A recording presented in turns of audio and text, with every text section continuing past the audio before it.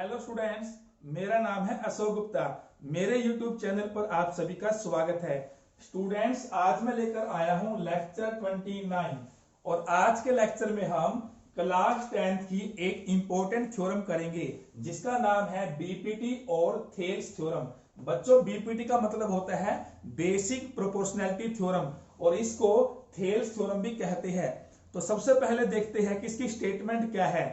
If a line is drawn parallel to one side of a triangle to intersect the other two sides in distinct points, then the other two sides are divided in the same ratio.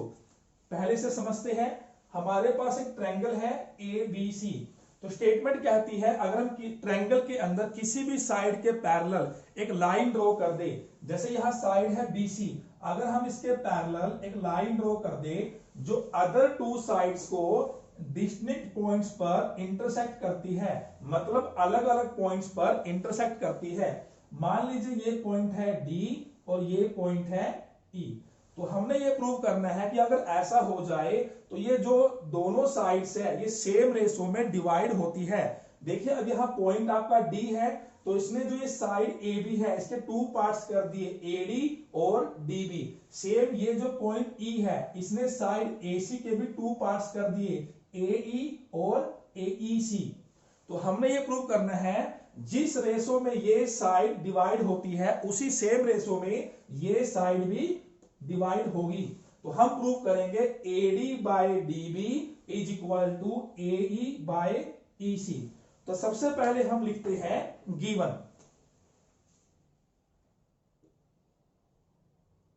तो यहां हमें given क्या था, हमें यह given था कि जो DE है वो BC के पैरेलल है। DE is parallel to BC। अब यहां लिखेंगे टू प्रूव कि हमें क्या प्रूव करना है। तो हमने प्रूव करना है AD by DB is equal to AE by EC। AD by DB is equal to AE by EC। अब स्टूडेंट्स इसके अंदर हम कुछ कंस्ट्रक्शन करेंगे। तो यहां लिखेंगे कंस्ट्रक्शन।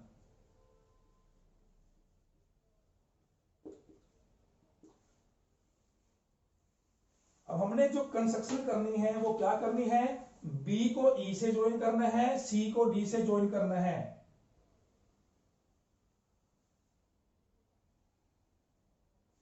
और जो पॉइंट D है यहां से AC के ऊपर परपेंडिकुलर ड्रॉ करना है।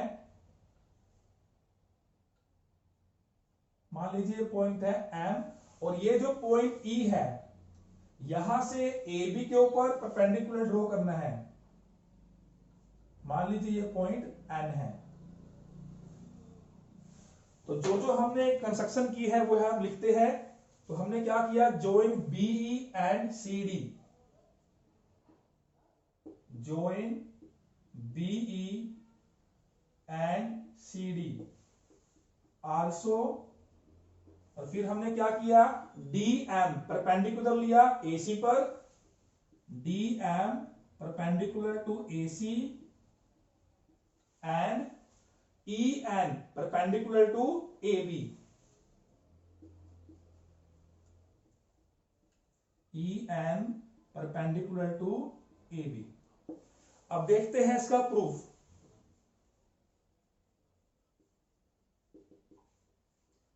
तो बच्चों प्रूफ में सबसे पहले हमने दो ट्रायंगल्स को कंसीडर करना है। पहली जो ट्रायंगल है वो होगी आपकी ADE और जो दूसरी ट्रायंगल है वो होगी आपकी DBE। हमने इन दोनों ट्रायंगल्स का एरिया फाइंड आउट करना है। Area of triangle ADE। तो इस ट्रायंगल के एरिया को हमने जो ट्रायंगल है DBE, area of triangle DBE, तो इस ट्रायंगल के एरिया को इस ट्रायंगल के एरिया से डिवाइड करना है। और बच्चों ट्रायंगल का एरिया हम सभी जानते हैं 1/2 बेस मल्टीप्लाई हाइट। तो देखिए आपके जो ट्रायंगल है ADE, तो 1/2 मल्टीप्लाई बेस। तो हमने इस ट्रायंगल के अंदर इसको बेस कंसीडर करना है AD। Multiply height. अब देखिए बच्चों, इस जो बेस है इसकी जो कोरस्पोंडिंग हाइट है वो क्या है, ई एन। तो इसकी हाइट हो जाएगी आपकी ई एन डिवाइडेड बाय, अब जो ये आपकी ट्रायंगल है डी बी ई, ये जो ट्रायंगल है तो इसके अंदर हम बेस क्या लेके चलेंगे, डीबी। तो 1/2 multiply base dB multiply height. बच्चों जो ये आपकी ट्रायंगल है डीबीई, ये आपकी ऑब्ट्यूज एंगल ट्रायंगल है। और बच्चों जो हमारे पास ऑब्ट्यूज एंगल ट्रायंगल होती है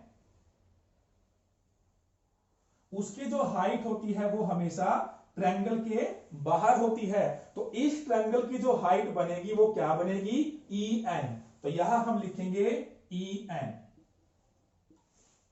तो देखिए यहां से हमारे पास क्या आ जाता है, यहां 1/2 से 1/2 कैंसिल हो जाता है, ई एन से ई एन, तो क्या बचता है AD by DB, AD by DB. इसको हम मान लेते हैं इक्वेशन 1। अब बच्चों हमने दोबारा से दो ट्रायंगल कंसीडर करनी है। एक तो हमने सेम करनी है ट्रायंगल ए डी ई, और दूसरी हमने करनी है ट्रायंगल ई सी डी। ये जो ट्रायंगल है हमने इसे कंसीडर करना है। तो यहां हम लिखेंगे also area of triangle A D E, triangle A D E by area of triangle E C D. तो सेम हम इसका एरिया फाइंड आउट करते हैं, 1/2 मल्टीप्लाई बेस। बच्चों पहले हमने इसको बेस कंसीडर किया था, अब हम इस बेस को कंसीडर करेंगे। तो इसका बेस यहां से क्या होगा, ए ई। तो 1/2 मल्टीप्लाई ए ई। अब देखिए ये जो बेस ए ई है इसकी कोरस्पोंडिंग हाइट क्या है, डी एम। तो यहां आ जाएगा D M divided by area of E C D, 1/2 multiply, जैसे हमने इस ट्रायंगल में से इस बेस को कंसीडर किया था सेम वहां से हम इस बेस को कंसीडर करेंगे। तो इसका बेस क्या है, ई सी। तो 1/2 मल्टीप्लाई बेस। और बच्चों जैसे ये आपकी ऑब्ट्यूज एंगल ट्रायंगल थी, इसकी हाइट बाहर थी, सेम ये ट्रायंगल भी क्या है, ऑब्ट्यूज एंगल ट्रायंगल। तो इसकी जो हाइट है वो क्या हो जाएगी, डी एम। अब देखिए यहां से ये कैंसिल हो गया, डीएम से डीएम, तो यहां से क्या बचा, ए ई बाय ई सी। इसे हम बोलेंगे इक्वेशन 2। अब बच्चों हमने क्या प्रूव करना था, हमने यही प्रूव करना था एडी बाय डीबी और ए बाय ई सी ये दोनों क्या होंगे, इक्वल होंगे। अब देखिए बच्चों इक्वेशन 1 और इक्वेशन 2 में ये दोनों रेशो हमारे पास आ चुके हैं, लेकिन ये दोनों इक्वल तभी होंगे जब ये दोनों पार्ट्स भी क्या होंगे, इक्वल होंगे। अब यहां देखिए area of triangle A D E, area of triangle A D ई, ये दोनों जो पार्ट्स है, ऊपर वाले पार्ट्स है, ये तो आपके मैच करते हैं, लेकिन जो नीचे वाले पार्ट है area of triangle DBE and area of triangle ECD, ये दोनों मैच नहीं करते। अगर ये दोनों पार्ट्स भी इक्वल हो जाए तो ये पूरा पोर्शन आपका इक्वल हो जाएगा। अब ये दोनों ट्रायंगल्स कौन सी है, जो हमने यहां पर इसको मार्क किया था, देखिए एक आपकी ये ट्रायंगल थी और एक आपकी ये ट्रायंगल थी। अब बच्चों ध्यान से देखिए ये जो दोनों ट्रायंगल्स है ये सेम बेस पर बनी हुई है। सेम बेस क्या है, डीई, और बिटवीन दी सेम पैरेलल्स है, डीई पैरेलल बीसी। बच्चों हमने 9th क्लास में एक थ्योरम की थी, अगर कोई दो ट्रायंगल सेम बेस पर हो और बिटवीन सेम पैरेलल्स हो तो उन दोनों ट्रायंगल्स का एरिया हमेशा इक्वल होता है। तो ये जो ट्रायंगल है डीबीई और ट्रायंगल है ईसीडी, इन दोनों का एरिया इक्वल हो जाएगा क्योंकि दोनों का सेम बेस है डीई और ये दोनों की दोनों बिटवीन द सेम पैरेलल है। पैरेलल लाइंस कौन सी है, डीई एंड बीसी। तो यहां हम लिखेंगे area of triangle DBE is equal to area of triangle ECD.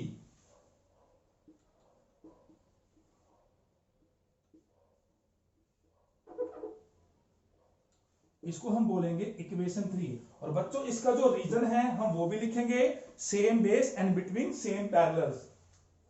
तो यहां हम लिखेंगे इसका रीजन सेम बेस, और बेस क्या था DE, and between same parallels,